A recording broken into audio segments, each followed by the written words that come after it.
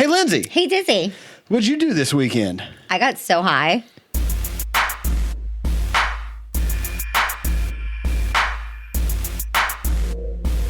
Wait a minute. What?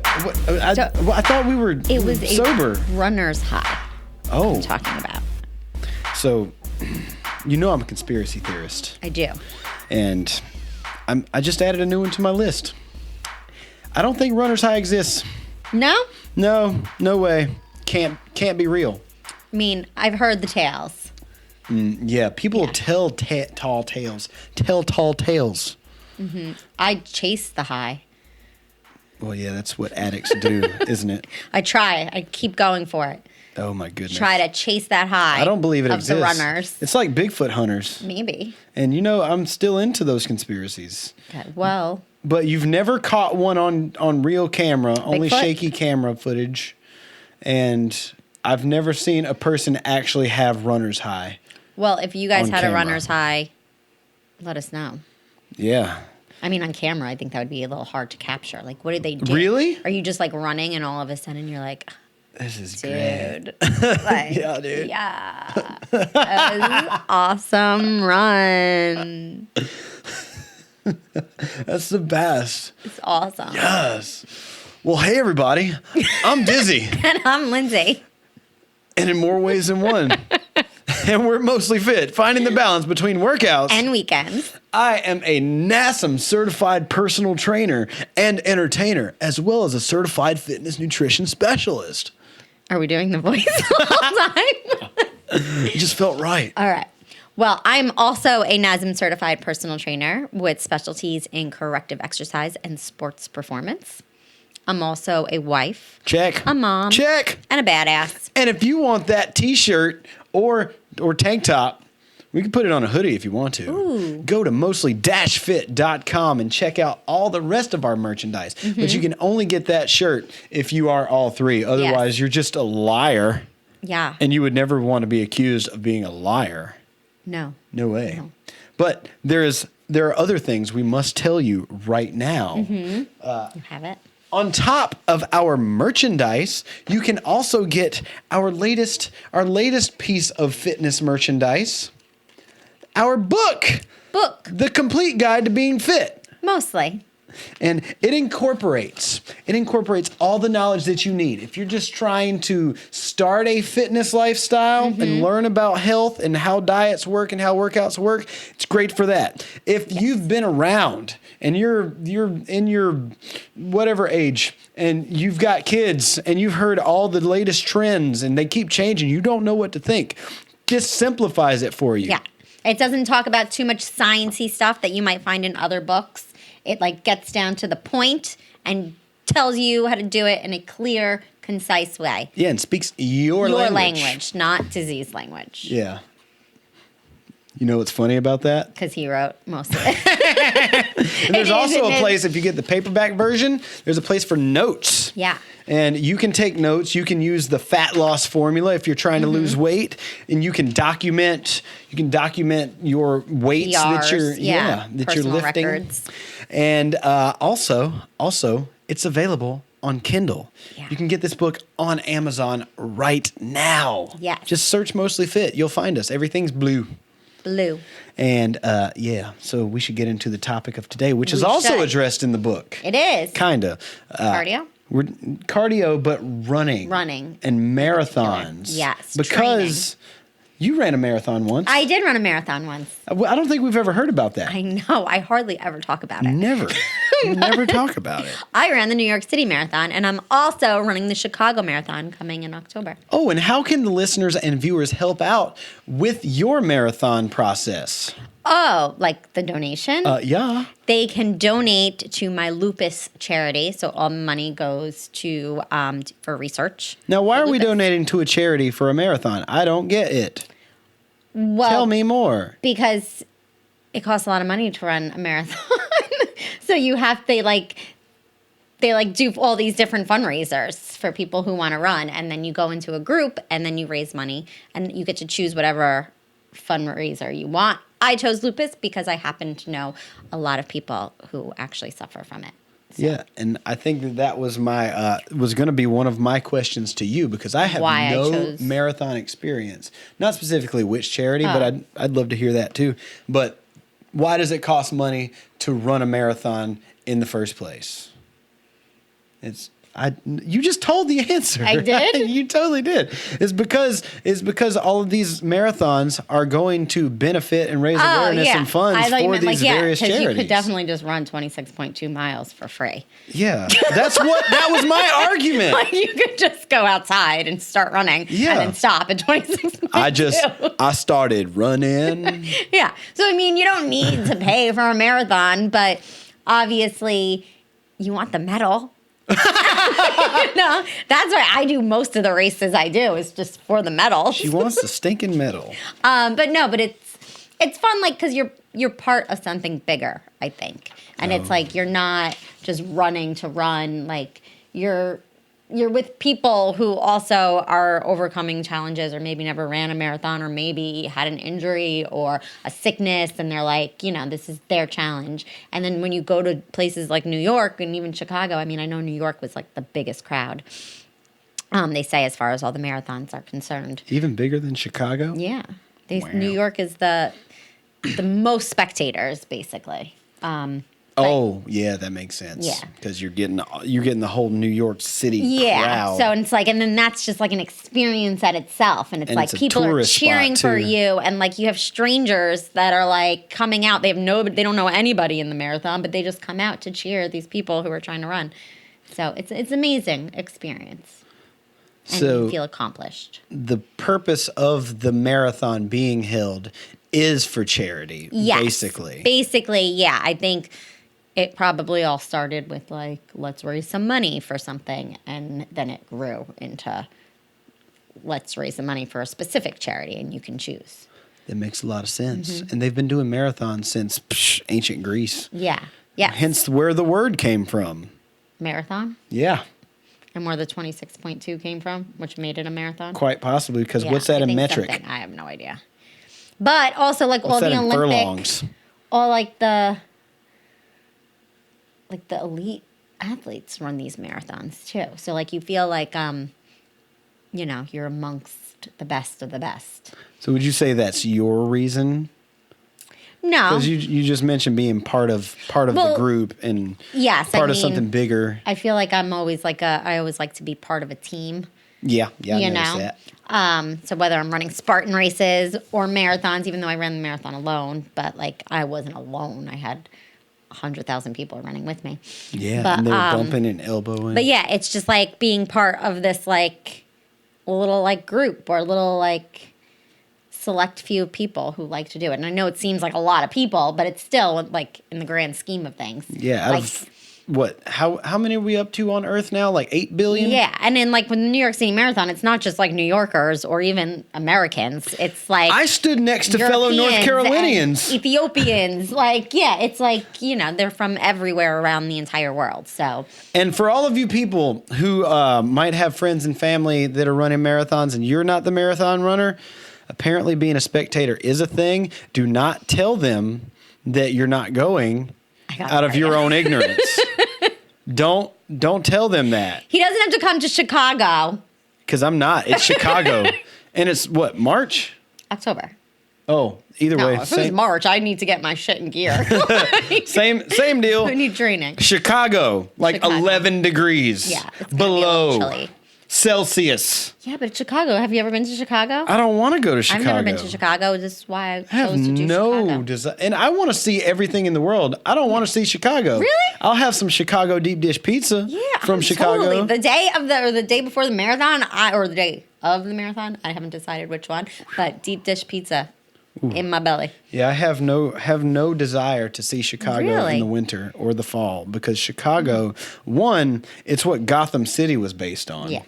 And also, it's cold. Yeah, but So I cold. live in New York. It's cold here too. Yeah, but that's a different kind of. That's to throw the water up in the air Well, it is and the it freezes windy cold. city, so Yeah. the wind probably adds to that. Yeah, that's insane. You can borrow my thing. Oh, good. Can I I'll wear need that that. right now. I feel like I should. She has a parka. Should I put it poncho. on? I'm going to do it. Okay. I'm going to do it. Okay, and I will explain to the listener/viewers. The reason is that the spectator aspect is very important for the participant. And I did not know this at the time, so she yelled at me. And I said, no, why would I go watch you run? I won't even see you. And apparently, like, it's a thing when somebody runs past a section and you can track the runners on an app. So it means a lot if somebody is in your state or a nearby state and they are running a marathon. Go support them. It will mean a lot to them, and it will encourage them to keep it up and to keep going. And you know, if you want to support your local musician as well, go to their shows. Also, if you're watching the video, I'm wearing my Blue Alien Mystic shirt today. And now I'm wearing my blue New York City Roadrunners poncho that you get. It's so warm. This is how should I put my medal on?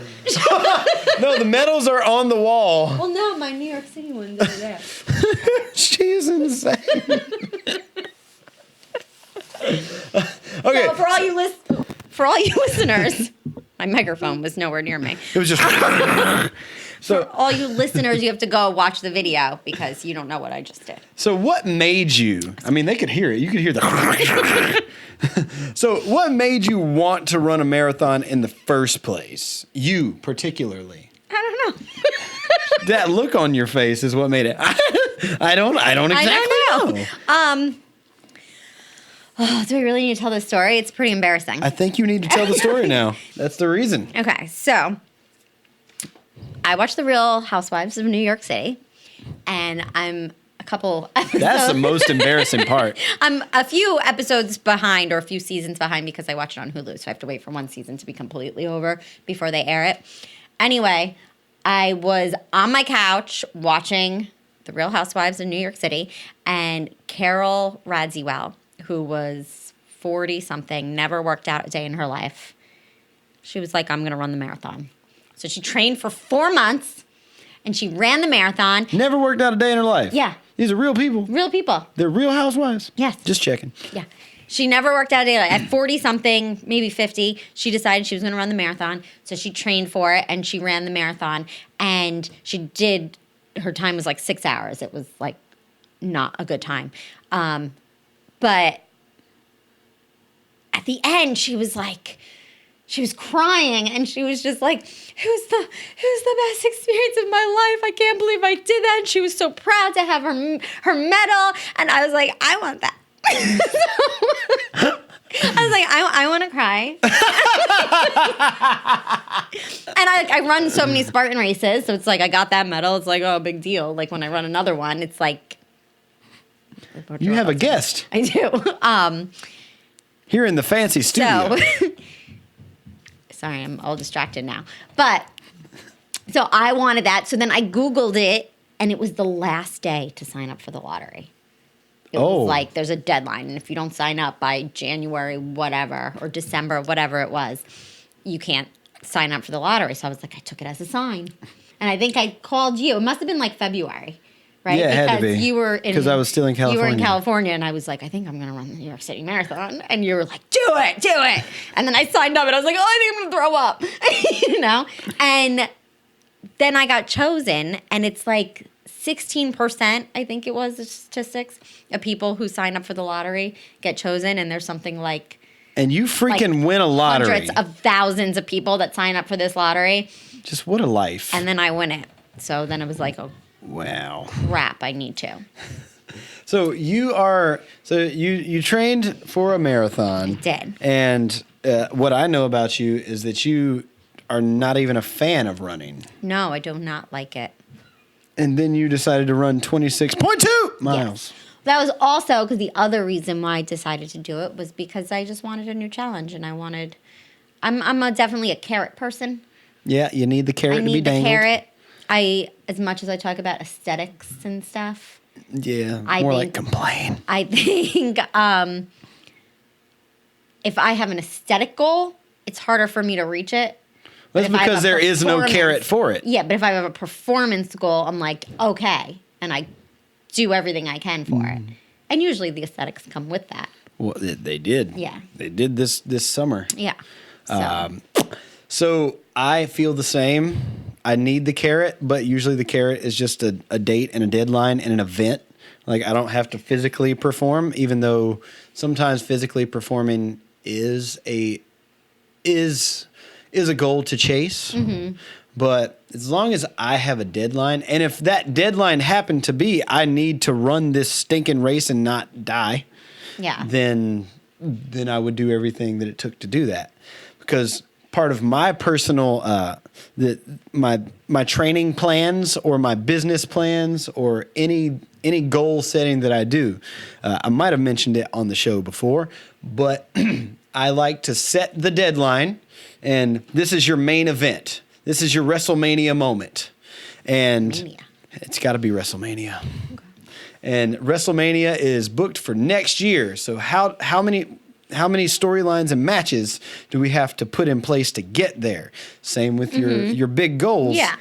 So I know that your training went that way. So from being not a runner at all, the goal was 26.2 miles. And we're doing this for people that might be interested in training for a marathon, because if you are interested, you better start now, because when did we find out that marathons are big? Well, the times of year? Yeah, the majority of the marathons are in like September, October, November. Okay. Yeah. The prime time for the prime running weather is between 40 degrees and 60 degrees. I disagree. So. My prime running weather is warm. Yeah, but like then good it's and warm. like, oh, you can't because the humidity slows you down, and colder. It's like your muscles don't warm up as fast. I would agree. Yeah, with in that, the 40s and 50s, like 60. I am. It's terrible. Really? Yeah. Like I'm okay. we Too did our cold little is not sprints good. earlier. Too hot is bad. Oh yeah, I'm down with hot. But I'm I okay would with that. rather run in the cold than the hot. I wonder if that's an elevation living thing. Maybe. Because you are from a higher elevation than I am. I am. And I'm from a place that stays hotter more I'm also often. born in the winter, and you're born in the summer. I wonder if that has anything to do with it. That's crazy. I'm warm-blooded and you're cold-blooded. That's why you're so mean. My sinister laugh. Yes. Okay, so training. going from nutting to freaking all out, balls out, 26.2 miles. Yeah. I need to find the metrics on that. Anybody want to help me out on that? Go ahead. Google it. Yeah, but I'd rather them answer. So average training plan. Yeah, what kind of steps did you have to take? So you really don't need to start training until like 20 or 16 weeks out. Yeah, but that's 5 months. Yeah, so usually it's like So June, May, June. If somebody was training for a September marathon, then that's they would the probably 9th month. They want to start. Yeah. February, March. So right now, I'm kind of just working on frequency of running instead of the distance. Mm-hmm. So I'm trying to run more frequently, but not as far. So like the main thing to know about running, nobody should, even if you're a runner and like enjoy running, you shouldn't be used to running 3 miles and then suddenly decide I'm going to run 6 miles. You don't want to do that. You want to you want to run 3 miles and then maybe up it to 4 and then to 5 and then to 6. Maybe you can go from 4 to 6 depending on how many you are doing a week, but it really is how many miles you're putting in a week and not really how many miles you're putting in a day. So that's the same as the lumberjack scenario. I think I talked about that with our former boss way back when I first became a trainer. I was really into body part splits and bodybuilding at the time just because I'd had the goal of a bodybuilding show, i.e. my performance / deadline. And he was arguing with me why you shouldn't always train. Actually, his whole argument was you shouldn't train like a bodybuilder at all. And I was like, everybody's got a reason to train, and that's the right way to do it for that goal. Yeah. But he said, look at a lumberjack. I was like, I don't know any lumberjacks. I know some mechanics though, but I kind of get your point. Somebody that uses their muscles frequently. It's like, yeah, you ever seen the forearms on one of those people? They don't have forearm days. They go out and they use those muscles and they grow because of it. Yeah. And I was like, light bulb. Never thought of that. Okay. Same concept here. Yeah.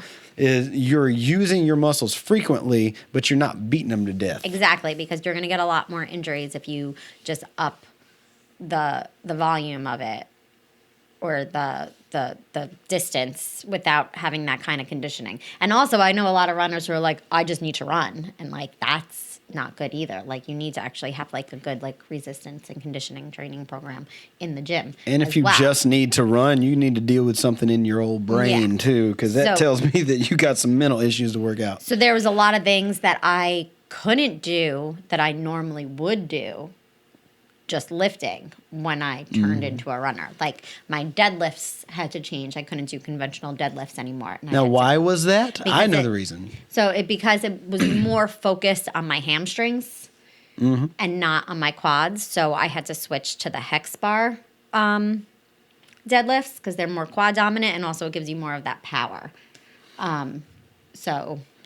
And ladies and gentlemen, if you don't know what a hex bar is, that's the one that you have to step inside and your hands are down beside your legs instead of in front of you. It's also called a trap bar. Yeah. Right? Yeah. I but guess it looks like a hexagon. I'm thinking trap bar as in you're using your traps to stabilize. Yeah. But it's not, trap bar or hex bar. But, so I couldn't do that. And then, like, there was just other exercises that were, like, put into my programming that I never would have thought to do. Like a lot of the pal-off presses. Do what? You call them wood choppers or like you take a resistance band and you're like here. Oh, I don't call that a wood chopper. But there's this pal-off twist. She's twisting her. I don't know. She's twisting sideways with a cable. And wait, so the movement you just made was the press. Yeah, you're holding the weight into your. This is from a standing position, y'all. Or half kneeling. Oh, that too. Okay, cool. Actually, I think we might need to change our program because that's a great idea. Yeah. But you're holding the resistance of the weight out to your side on a cable or a band, where I am in relation to her, or where she is in relation to me. And then reaching in where it releases the pressure, and then reaching out with the weight, and then it starts to pull. Yes. Is that what is a pal-off press? It was a whole different kind of, a lot of reverse lunges, a lot of lunges in general, because you want to do a lot of single leg stuff. And I just realized why you would have to incorporate that for running. Because how gait works, your body, and this is definitely for the listeners. If you are trying to run, you have to remember that from all these exercises that she's telling, because I have no experience in this, but I do know how the body works. When you're walking, when you're running, the only thing that is moving is not your legs. Yeah. Your whole body is involved in gait. Like your upper back muscles, your core muscles with your obliques crossing your body. Yeah, and that's why I also don't think you just have to work your legs at the gym. It's like, no, you have to do your back, you have to do your shoulders, you have to do all of it. So if you are a lot of core. If you're thinking about starting one of these running programs, do not neglect the rest of your body or your running will suck. Yes. You ever seen, it won't. I wouldn't say it sucks. I mean, some people are just runners and they run and that's it. That's all they do. But I'm talking about people starting. Yeah, I think statistically it's found that like the people who get more injuries from running are because they don't have a good strength program to back them up. Or they go too much too soon. That makes all the sense. Yeah, like they just think like, I can run a half marathon even though I've only ever run a 5K. Wait, what's a K? A K is kilometers. Yeah, but like how much is that? So I don't know. In miles. I don't know how much it is. I just know a 5K is 3.1. 10K is 6 miles. I just wanted to bring that up. And a 15K. Wait, 10K is 6 miles? Mm-hmm. Nope, yeah. There's no way for me to do that. Never mind. So I don't know how to do the math with the kilometers. Yeah, but we did figure it out the other day. It was 1.36 or something. But I don't have a calculator with me. I just have a brain now. I got to practice my memory. I'm a little worried about my memory, y'all. You should do memory tests. I should. It's a good thing I'm a musician, or I'd be out of luck. And I have to create songs and learn songs and remember how the songs went when I wrote them. That keeps the brain stimulated. Yeah. Once again, just exercising a muscle frequently. Yeah. See how that relates to our conversation? Absolutely. Everything we say always relates to our conversation. Everything always. So every single one of our tangents, you should always pay very close attention. Always. They have a point, I promise. And if you want to know how to do mental gymnastics, also pay attention to how we reel it back in. Oh, shoot. Woo! Kick the camera. Anyway, so yes, if you want to run a marathon, ask me questions. Oh, yeah. But wait, what is there's more. in the race? In the race. Like, what does a race consist of and the different locations? What do you mean as far as like what it's like to run a race? Yeah, like what's the scenery and what is the terrain? Oh, okay. So, I mean, if we're talking Spartan races. Because, well, you told me that they are different, even Yeah. like marathons and 5Ks New York and is that. considered a hilly. I don't consider it hilly because I run Spartan races. And that terrain is a little different. And the elevation goes up to like, I don't know, 2,000 or something in some cases. But the New York City Marathon is considered a hilly marathon because there's a lot of hills. So there's a lot of elevation going up the bridges, things like that, where Chicago is mostly flat. Mostly flat? Mostly. So a reason why I decided I wanted to do Chicago was because I heard you can PR there because it is a flat course. So I'm curious to see what my time is because, like I've mentioned before in the podcast, I'm not upset at my New York City Marathon time. I know I could have done better because, and the reason why I know is because I didn't stop. I felt good. I was consistent pace. I had nothing hurt. When I entered the finish line, I felt like if I had to run another mile, I could have. I didn't want to, but like I felt good. Now, I know that when I was tracking you, I could see your average pace for each mile. Yeah. And it was pretty consistent, right? It was very consistent. But the last mile, you like cranked it up. Yeah. I was like, oh, I'm freaking doing this. I think, that was my fastest mile. And then me over here who doesn't run. The only run that I do is like spread it all out, go in and die. Yeah, which is what we did today. Yeah, which is why my voice is like Forrest Gump's mom. She got me into school. Oh my God. So I was pretty consistent. Yeah. And you were talking about I forget how long ago it was, but it was a couple of weeks ago. You mentioned running and you were either during your training or something you were talking about, whoa, I'm going too fast. Yeah.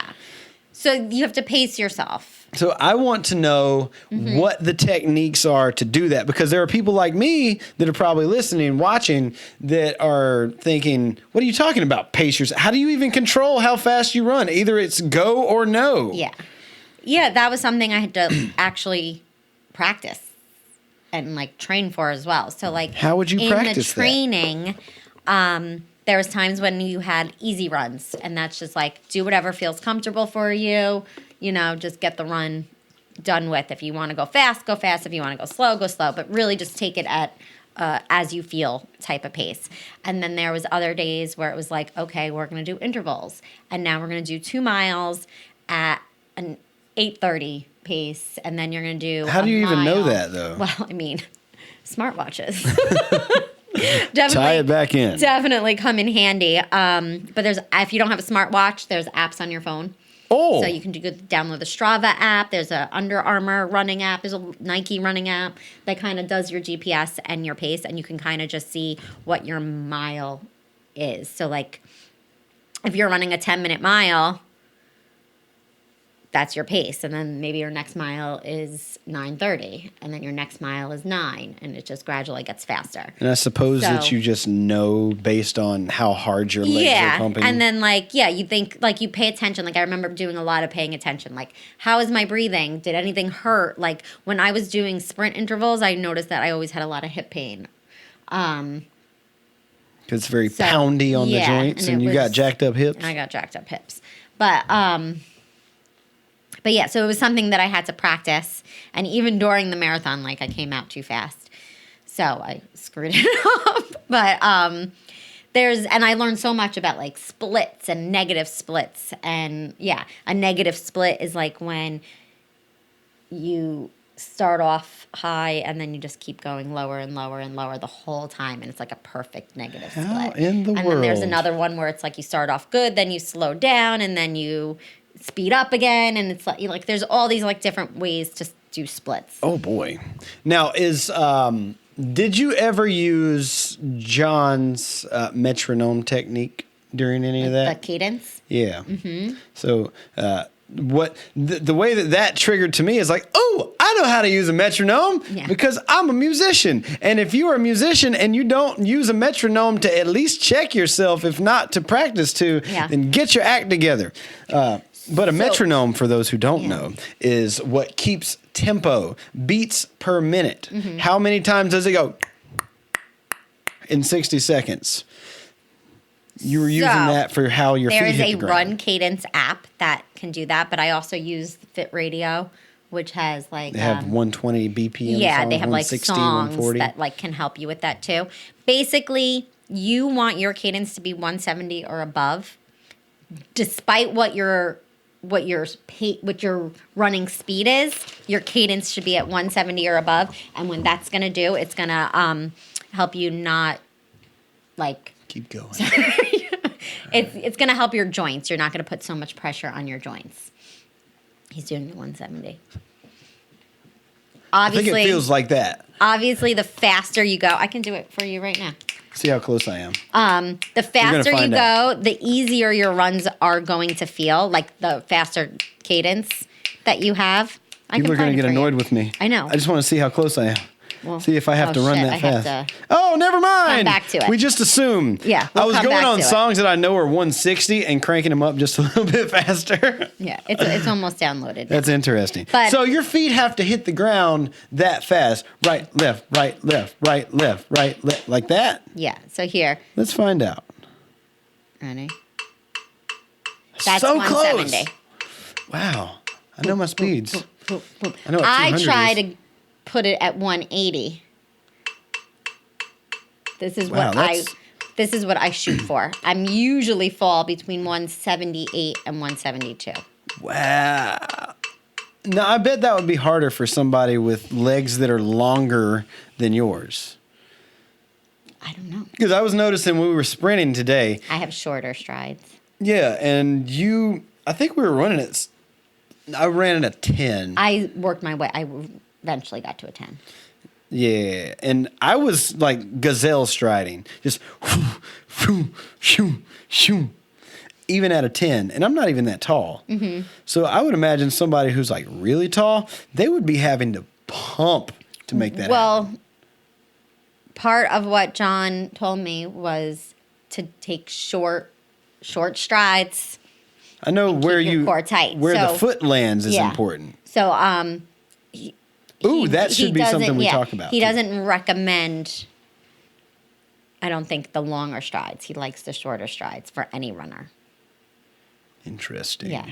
I know that's to land mid-foot, and this will go to benefit all you new runners out there, because this is something that I do know about the human body. You know.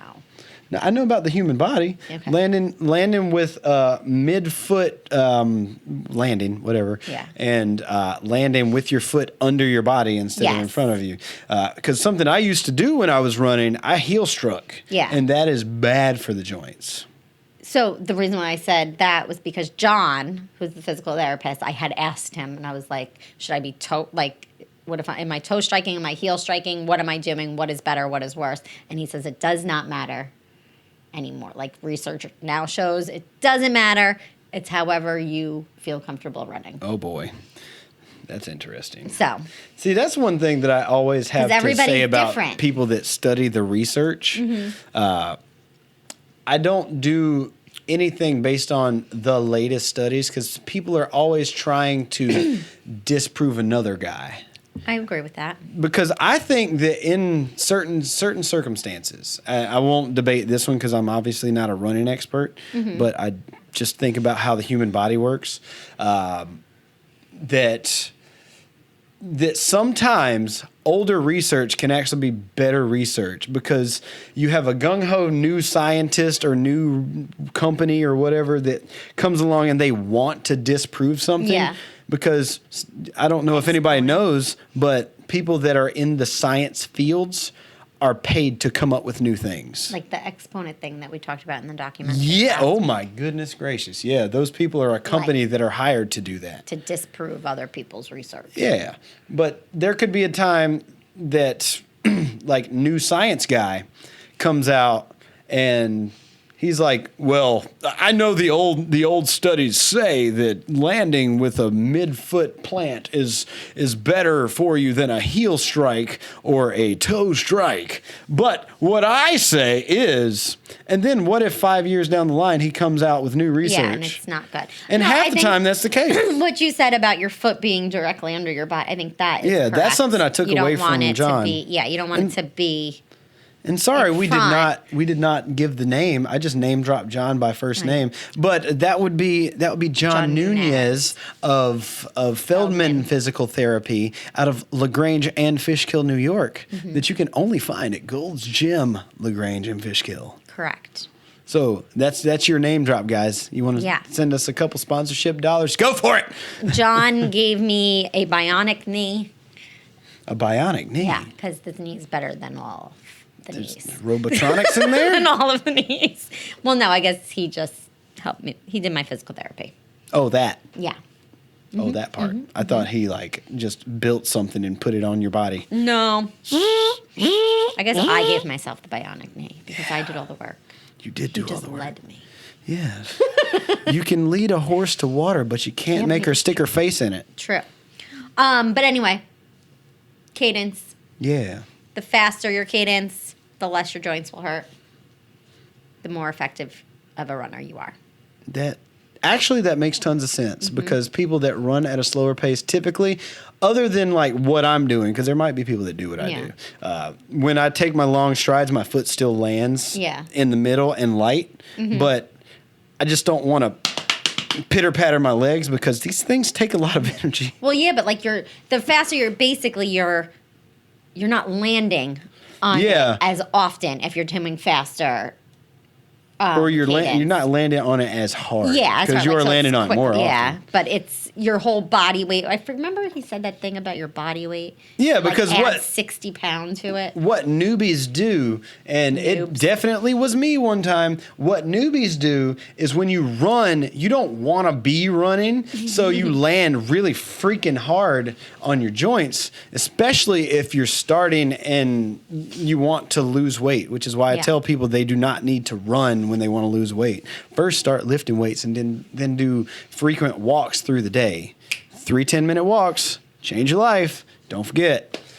Shout out to Stan Efferding. Yeah. But when you start to run, you land really heavy because you're not used to being light on your feet. Your feet aren't quite as springy yet. And that's where that faster cadence comes in. Yeah.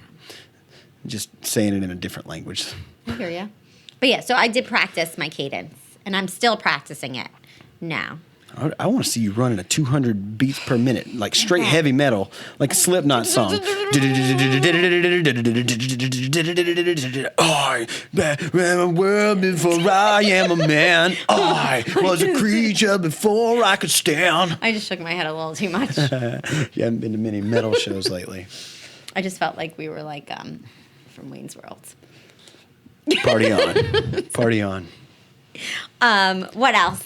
Well, I know that we've given a lot of good advice for people that are starting to run. Yeah. But what if people listen to this episode and they were like, I wasn't interested in marathon training at all.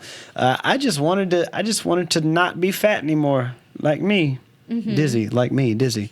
How do we apply this knowledge to those people before we go too long and they clocked out before we got here? Okay. So I guess I would say the whole, like, don't go all in. Like, how do I Which is explain it? interesting to say, by the way. Yeah, like, but that's kind of how we work. yeah. Like you're running, you don't go from 3 miles to 13 miles. There's a whole part in between that you have to work for. And if you're trying to lose weight or just get your fitness, you don't want to start going crazy and trying to deadlift 200 pounds when you've only ever deadlifted 50.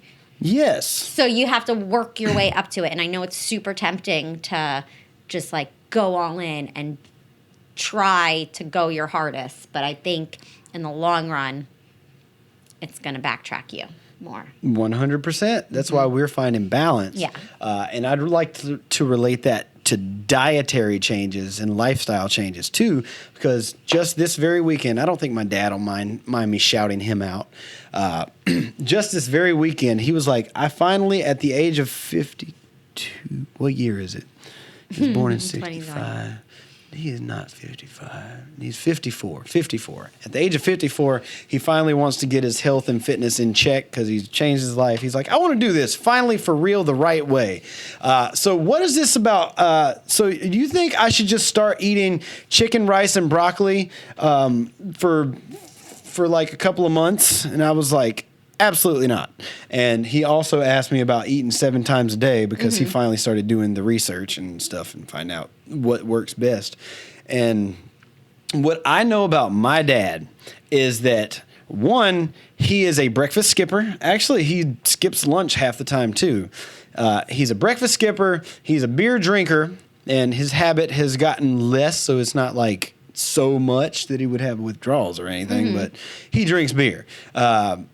And when he eats, it's inconsistent. So that's why he's had not perfect health, and he's little on the overweight side. Not like morbidly obese, but he's just overweight. Yeah, he's a chunky monkey. Yeah. I mean, that's where I get it from. When I eat, and I put on weight fast. I guess that's how our genetics work. Which is why I gain 10, 20 pounds over holidays, because I eat and I enjoy it, and it just stores. I think that's how genetics happen. Yeah, so I got to fight against it all the time. But I was like, first of all, don't start eating 7 meals a day because your body doesn't even know how to handle that yet. Also, don't start eating boring foods because there's 2 reasons. 1, you're going to lose interest really fast. And 2, you're not getting all the nutrients you need. So you need to still eat a diverse amount of food. But I will yell at other people for this one. You can eat the same things every day. Sorry. I've heard so many times that people are saying you can't eat the same thing every day. That can't be good for you. No. I'm like, there are some people that only eat the same thing for their entire life in certain countries. It was funny in the nutrition seminar, somebody said that, and I was just like, the only problem with eating the same thing every day is that you might get bored of it. It's like, but you're not gonna. Yeah. You might get bored, and I will give you some of my insights on how to do that. And this goes with workouts too. Like these are principles I want to give that are being used with examples. When it comes to dietary things, the way that I stay enthused is that I'll have a variety during the day. So eating chicken, rice, and broccoli all throughout the day, and that's all you eat for a long time, you are going to crap out really fast. So he has chicken, sweet potatoes, and green beans instead. Yeah. What I actually lined out for him was like, first of all, I know that you skip breakfast, and I know that half the time you'll skip lunch. So let's keep that up. Like, let's do what you're already used to. So your routine is still the same. And then we're going to program you for around 3 meals a day because your metabolism is probably like shot right now. Yeah. 54 years old, skipping meals and eating inconsistently, your body doesn't know what to do with calories. So we're going to program you for 3 meals, not 6 or 7. And we're going to start at the same time you would normally eat, like early afternoon. And we'll go with like eggs and wheat toast. So you got the protein, fat, and carbs. And then you have the chicken, rice, and broccoli for one meal, but throw in like some almonds or peanut butter or something, like a scoop, just and put it away, unlike me. And then have like ground beef and sweet potatoes and a different vegetable for the third meal. And you get pretty close to the right amount of calories, but still low. So you're losing weight and you're boosting your metabolism, but getting all the vitamins. And there's a variety. Yeah. So each one of these meals has a different flavor and a different texture.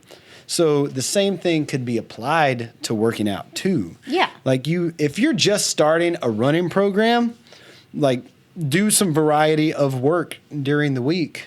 Yeah. Definitely don't just hop up and hit 4 or 5 miles every day. Yeah, at the beginning. definitely. You can add runs. Yeah, you know, start by but- adding one. Yeah.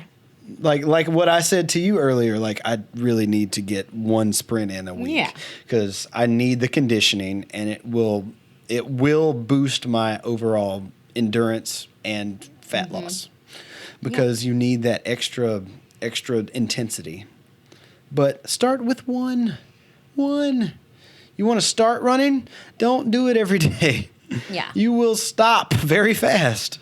You'll probably stop very soon during the run. Yeah. 3 days in, your ankles, shin splints. Yeah, it takes a lot. I would say do every other day if you want to start running and only do like 2 miles tops. And then maybe do like 2 miles and 1 3 mile. And then 2 miles, 1 3 mile, and a 4 mile. And you remember what I said to you while we were lifting the weights this morning? With the squeezing. Yeah, because we had to do an abbreviated workout. We've been doing 4 sets on this plan for every exercise, but we had to cut it back to 3 today for time. But my personal philosophy is if you have to limit yourself, you have to focus on the quality of what you're doing. Yes. So the same could go for running, and the same could go for food. Yeah. Like if you're only eating a certain amount, like you better make sure that you enjoy every bite of it. Yeah. Same with reps and exercises. Limit yourself the same way that you just said, and make sure that you do the best you can during that time, so you stay excited for the next one. Exactly. And then, like you always say, plan something or program something in that you enjoy. Yes. So, like, if you enjoy peanut butter, make sure that you planned in peanut butter. Yeah, and measure that stuff out, And Dizzy. measure it Measure that stuff out. But you can plan it, you can program it in, even if it's something a little more junkier. Yeah. Then- Like if you like Hershey's bars and you can eat one Hershey's bar, put it in your calorie plan. It's Yeah. okay. It is fine. Don't look at things as bad. We're not trying to, you don't want to do anything that's going to restrict you or make you eliminate anything. Yeah, because then you're going to go try to get that stuff anyway. Yeah. You're just going to go a little crazy with it. So, long-term success. Long term. I was thinking of a thing and then I lost the thing. Never mind. Oh. Yeah, that's really good for podcasting. It's really good to just lose your whole Just train of thought. forget Yeah. things. Yeah, no big We're deal. going to work on memory Yeah, games I after gotta this. get that. Gotta get that in order. Yes, and yes, and then yes. Yeah. Yep, there we are. We have it. We have it. So once again, if you want to just get past all the science and get to the basics and stop looking at marketed gimmicks, our gimmick is simplicity. Finding the balance between workouts. And weekends. And if you want to find that balance, once again, you can check out the Complete Guide to Being Fit Mostly. on Amazon right now in paperback and digital, the Kindle version. Yes. And we have some sample workouts and a sample day of eating in here. Yeah, that way everything that we said in the book And how can to be make applied. plans. And we have fun pictures. Yeah, fun pictures of us Yeah. and food. And food. Yeah. So, yeah. I like the food pictures. A whole chapter dedicated to cheats. You're not going to Come get that on. on any fitness web. Okay, Yeah. you're going to get it on a fitness website, but Yeah. you're not going to get it from any people any of these gimmicks. Yeah. I don't care if you're into keto. I don't care if you're into plant-based. I don't care if you're into Whole30, if that's still a thing. That's a book. Types of diets. They're not going to tell you. We map out how the different diets work to help you pick the one that's right for you. Yes. Because we are not here to sell you a specific plan. We'll sell you a customized plan. Yeah. And where can they find those the prices and the way to get in touch with us for customized plans? You can go on our website, which the website? is mostly-fit.com. Yeah, you can do that and click around. Click around, And- see the coaching options, the nutrition options. Yeah. And then it has all of our links to our social media. Yeah, there's a simple form, by the way, if you want to get a consultation with us, because we are taking a few online clients to get your lives in motion. We are here to keep you accountable and to help you find that balance that we're talking about. Yeah. So go fill out that form, get your consultation, or get your book. You Do can both. get the Both. Kindle app. You can get it on your Kindle app instantly. As soon as you purchase it, bam, there it is. You can read it while you're doing cardio. Magic. Yeah. What else? What are our We said social medias. and social stuff. medias? I just said on the website you can find it. But if you want to hear it now, you can find us on Instagram at mostly.fit, Facebook at mostlyfit, TikTok at mostly.fit. And YouTube.com YouTube. /mostlyfit, where you can find all of our funny business. Yes, and they're freaking hilarious. So go watch them. They're the best comedy you will find in fitness. No disrespect to people that I really love, but you don't get our stuff, our storytelling. Watch me try to murder him. Try. Or chickens. Not the chickens. Not the chickens!